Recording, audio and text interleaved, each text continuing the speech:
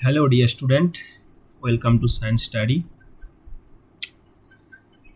আজকে আমরা শুরু করতে চলেছি নবম শ্রেণীর পাঠ্যপুস্তক অনুযায়ী পদার্থের গঠন ধর্ম। সেই পদার্থের গঠন ধর্মের যে সিরিজটা আমাদের চলছে, সেখানে গত আমরা দুটো ক্লাসে দেখেছি লবতা, সান্দ্রতা, পৃষ্ঠটান। তো আজকে তার পরবর্তী আলোচনা হবে বার্নৌলির উপপাদ্য। তো বার্নৌলি একজন বিজ্ঞানী, তিনি হাইড্রোডাইনামিকের ওপরে অর্থাৎ প্রবাহের গতির ওপরে তিনি কিছু মতামত দিয়েছিলেন। তো সেই মতামতের ওপরেই ভিত্তি করে প্রতিষ্ঠিত বার্নৌলির উপপাদ্য।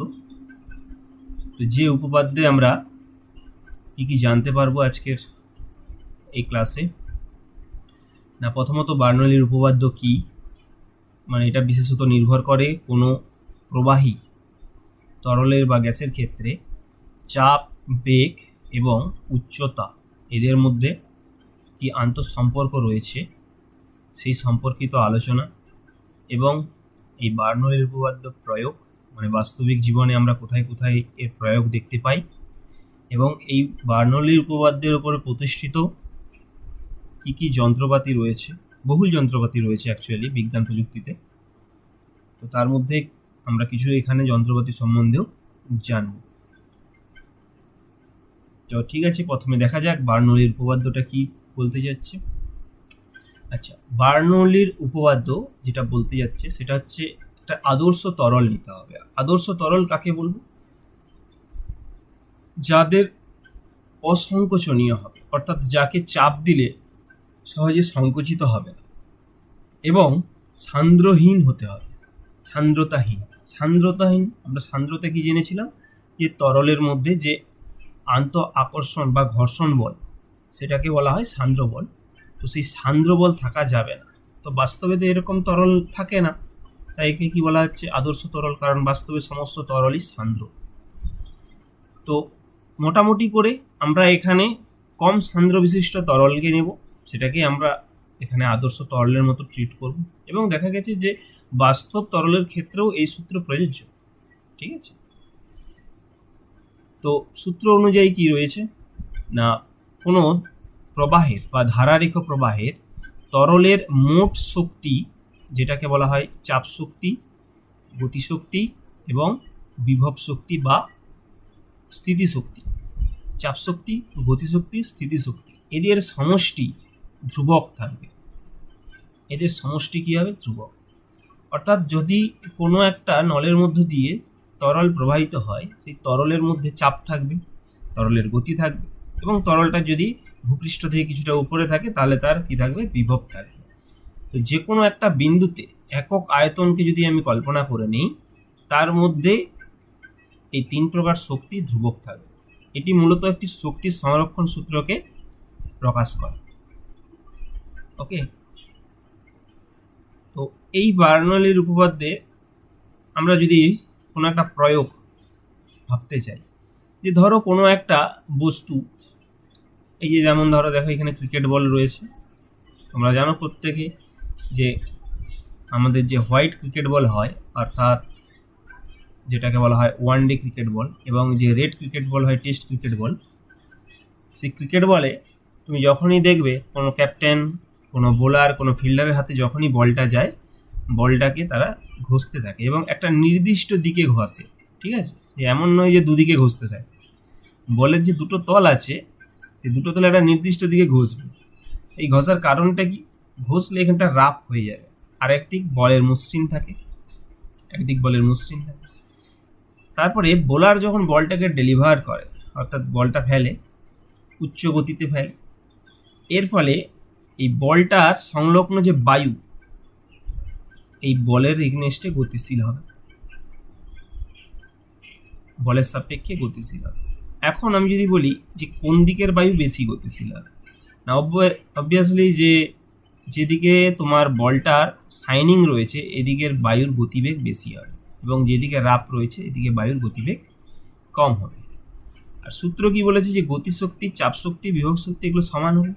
আমি ধরে নিলাম যে বিভব শক্তি এই মুহূর্তে নেই কিছু, কিন্তু গতিশক্তি যেদিকে গতি বেশি সেদিকে বেশি, যেদিকে গতি কম সেদিকে কম। তাহলে চাপ শক্তি কি হবে, যেহেতু এদের সমষ্টি ধ্রুবক, তাহলে চাপ শক্তি যেদিকে গতি বেশি সেদিকে চাপ শক্তি কম হবে, যেদিকে গতি শক্তি কম সেদিকে চাপ শক্তিও কম হবে। ফলে যেদিকে গতি বেশি সেদিকে চাপ শক্তি কম হয়, সেদিকে একটা বাহ্যিকমুখী বল কাজ করবে, এবং যেদিকে চাপ শক্তি বেশি হবে সেদিকে বায়ুর চাপ বেশি হবে। এর ফলে কি হবে, বল বাতাসের মধ্যেই সুইং খায়। তাহলে ক্রিকেট বল কিভাবে সুইং খায় সেটাও কিন্তু বার্নৌলির উপপাদ্যের উপরেই দেখো প্রতিষ্ঠিত। তো বার্নৌলির নীতির সমীকরণ কি বলছে, গাণিতিক রূপ। তো গাণিতিক রূপ হচ্ছে P plus half rho V square plus rho G H equals to ধ্রুবক। সো কোনটা কি, পি এটা চাপ বা চাপ শক্তি বলা যেতে পারে একে, ঠিক আছে, চাপ বা চাপ শক্তি। আর এই যে হাফ রো ভি স্কোয়ার, এটা আমরা একক ভরের ওপরে নিয়েছি। আমরা জানি গতিশক্তি হয় হাফ এম ভি স্কোয়ার, কিন্তু যেহেতু এটা একক ভরের ওপরে প্রতিষ্ঠিত তাই এটাকে আমরা বলবো গতিশক্তি, একক ভরের গতিশক্তি, ঠিক আছে, হচ্ছে গতিশক্তি, গতি। আর রো জি এইচ আমরা জানি স্থিতিশক্তি রাশিমালা হয় এম জি এইচ, একক ভরের জন্য এখানে রো জি এইচ হয়ে যাচ্ছে, একক আয়তনের ভর। একক আয়তনের ভরকে কি বলা হয়, ঘনত্ব, এই জন্য রো দিয়ে প্রকাশ করা হচ্ছে। এটাকে কি বলা হবে, স্থিতিশক্তি।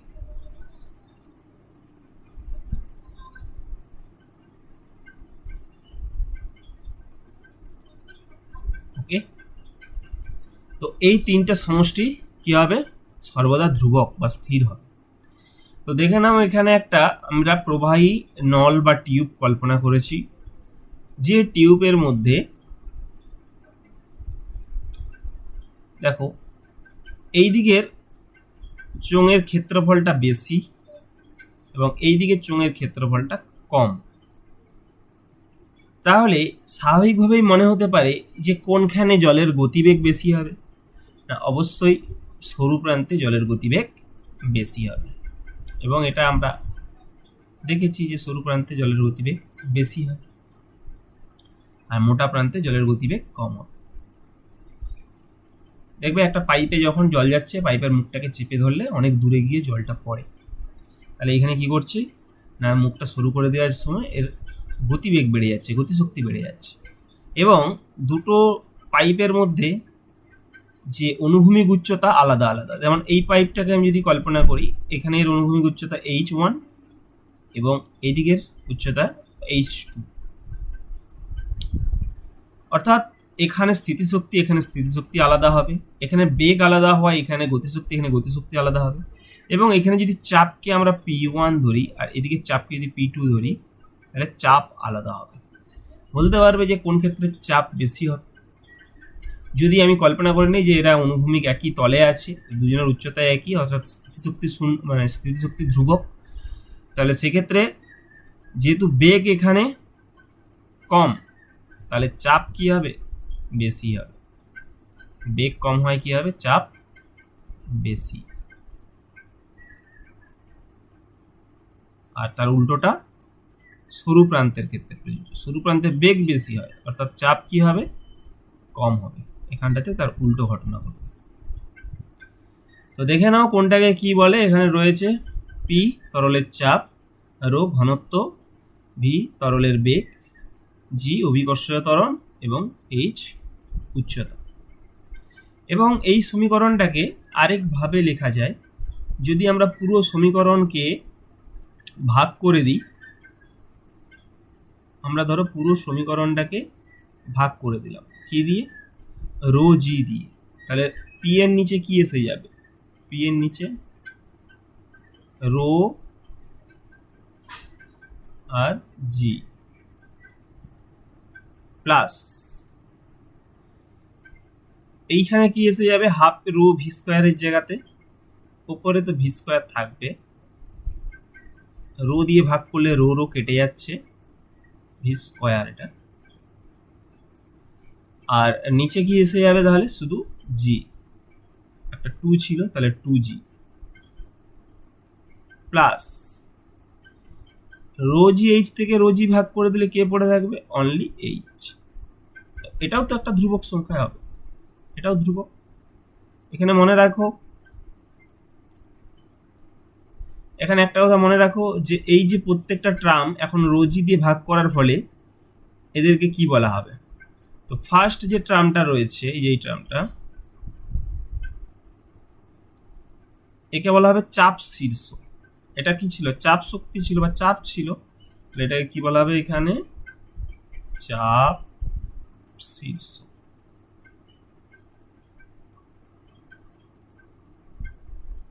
ওকে, আচ্ছা। আর এই যে ভি স্কোয়ার বাই 2g, এটা কি ছিল, গতিশক্তি ছিল, এটাকে বলা হবে বেগ শীর্ষ। বলা হবে বেগ শীর্ষ।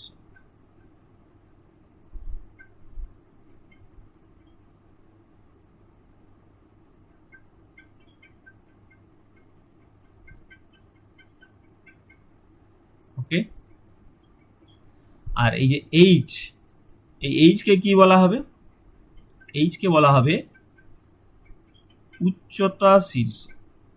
এইচ কে কি বলা হবে, এইচটা কি ছিল, স্থিতিশক্তি ছিল, কিন্তু এইচ ফর কি, উচ্চতা, তাহলে একে বলা হবে উচ্চতা শীর্ষ। বুঝতে পারলে? তো এটাকে আমরা এইভাবে ওই সূত্রটাকে বলা যেতে পারে যে কোনো আদর্শ প্রবাহীর ক্ষেত্রে তার চাপ শীর্ষ, বেগ শীর্ষ এবং উচ্চতা শীর্ষ এদের সমষ্টি সর্বদা ধ্রুবক হবে। তো এটাকেও আমরা বার্নৌলির উপপাদ্য বলতে পারি। তাহলে এক্ষেত্রে আমরা কি যদি ধরে নিই যে বেগ শীর্ষ আর চাপ শীর্ষের মধ্যে উচ্চতা শীর্ষ ধরো ধ্রুবক, তাহলে এদের সমষ্টি ধ্রুবক হবে, বেগ শীর্ষ চাপ শীর্ষের সমষ্টি ধ্রুবক হবে। অর্থাৎ যদি বেগ শীর্ষ বাড়ে তাহলে চাপ শীর্ষ কমবে, যদি চাপ শীর্ষ বাড়ে বেগ শীর্ষ কমবে। ক্লিয়ার? আশা করি বোঝা গেল। তো এর আমরা কোথায় কোথায় প্রয়োগ করে থাকি দেখো, উড়োজাহাজের যে ডানা, এটাকে কি বলা হয়, অ্যারোডায়নামিক বলা হয়, অর্থাৎ এটা বাতাসে ভেসে থাকতে সাহায্য করে। তোমরা জানো যে উড়োজাহাজ যদি কখনো বন্ধ হয়ে যায় তাহলে সঙ্গে সঙ্গে সে সোজা নিচের দিকে পড়বে না, কিছুটা ভেসে গিয়ে তারপরে পড়বে। তার কারণ হচ্ছে এই উড়োজাহাজের ডানা পাখির ডানার আকৃতির হয়ে থাকে। ডানার দেখবে ওপরের দিকটা একটু বেশি কার্ভ থাকে, নিচের দিকটা প্রায় স্ট্রেট থাকে। এর ফলে দেখো এখান থেকে বায়ু যাচ্ছে, বায়ু যাচ্ছে, এই ওপর দিকে বায়ু কাট হয়ে পেছন দিয়ে বেরোচ্ছে, নিচের দিকে কাট হয়ে পেছন দিকে বেরোচ্ছে। এর ফলে কি হচ্ছে না, ওপর দিকের বায়ুকে বেশি পথ অতিক্রম করতে হচ্ছে, নিচের দিকের বায়ুকে কম পথ অতিক্রম করতে হচ্ছে। এর কারণে উপর দিকের বায়ুকে তুলনামূলক বেশি গতি অর্জন করতে হয়। অর্থাৎ ধরো উপর দিকের বায়ুর বেগ ভি আর নিচের দিকের বায়ুর বেগ ছোট ভি। আমি বলে দেবো যে বড় ভি কি হবে, ছোট ভির থেকে বেশি হবে। ফলে ওপরে বেগ শীর্ষ বেশি, নিচে বেগ শীর্ষ কম। তাহলে ওপরে বেগ শীর্ষ বেশি হলে চাপ শীর্ষ কি হবে, কম হবে। তাহলে ওপরে কি লো প্রেসার তৈরি হবে আর নিচে হাই প্রেসার তৈরি হবে। ফলে নিচে থেকে একটা লিফটিং ফোর্স বা ঊর্ধ্বমুখী বল ডানার উপরে পড়বে, ফলে ডানার সঙ্গে আটকে থাকা বিমানের উপরেও পড়বে। বোঝা গেল?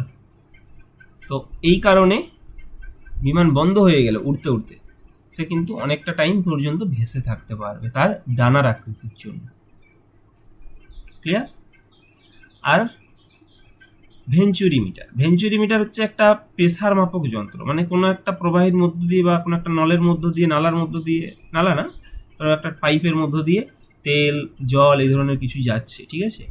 তো তাতে কতটা প্রেসার ক্রিয়েট হচ্ছে সেটা মেজার করবো কি করে। তো এটা মূলত এই বেগ শীর্ষ চাপ শীর্ষ মেকানিজমকে কাজে লাগিয়েই তৈরি করা হয়েছে। যে যেখানে ধরো এখানে এখানে কি মোটা, মোটা হলে কি গতিবেগ কম, এখানে সরু, সরু মানে কি গতিবেগ বেশি। বেগ বেড়ে গেলে কি হয়, চাপ কমে যায়, আর বেগ কম থাকলে চাপ বেশি। এই জন্য কাঁটার ডাইরেকশন দেখো, দেখো এখানে কাঁটার ডাইরেকশন এদিকে আর এখানে কাঁটার ডাইরেকশন এদিকে। অর্থাৎ যেখানে বেগ বেশি সেখানে চাপ কম, যেখানে বেগ কম সেখানে চাপ বেশি। ওকে, তো এটা হচ্ছে ভেঞ্চুরিমিটার। এটা কোনো নলের মধ্য দিয়ে প্রবাহের চাপ মাপতে ব্যবহার করা হয়।